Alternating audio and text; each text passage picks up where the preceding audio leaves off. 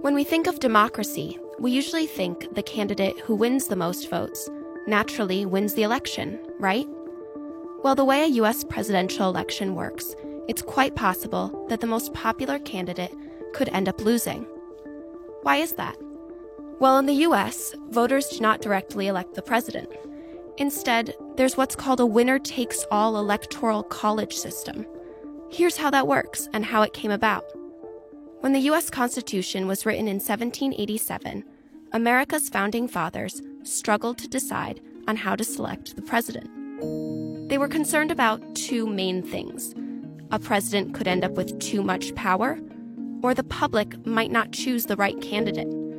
So they eventually decided to allow the individual states to decide by assigning them electors. The Electoral College is made up of 538 electors. Each U.S. state has a specific number based on its population, and each of those electors votes for a presidential candidate. For instance, California has 55 electoral votes, while Wyoming has 3, even though California has 68 times the population of Wyoming. Each state's electors will typically back whoever wins the most votes in that state.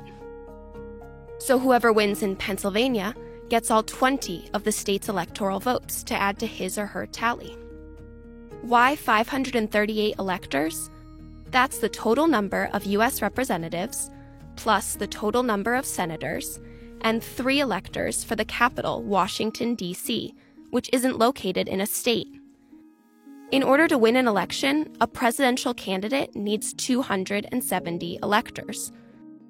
The U.S. has 2 main political parties, the left-leaning Democrats in blue and the conservative Republican Party in red. Many states are considered red or blue because they've consistently voted for the same party in the past. California, New York, and Connecticut often vote Democratic, whereas West Virginia, Alabama, and Idaho are consistently Republican. Candidates know how these states will likely vote, so they don't campaign there as much. Instead, they focus their energy on swing states, which are more volatile and could go either way. They include Florida, Pennsylvania, Wisconsin, Michigan, Ohio, and Arizona, among others. Winning in these states is key to getting the magic 270 electoral votes. It's a system that's often criticized because it means not all votes might count. In some cases, it's led to a president winning the Electoral College, but losing the popular vote. This happened in 2000 when George W. Bush received 271 electoral votes, yet Al Gore got 500,000 more votes nationally. In 2016, Donald Trump triumphed with 304 electoral votes, but Hillary Clinton won nearly 3 million more votes.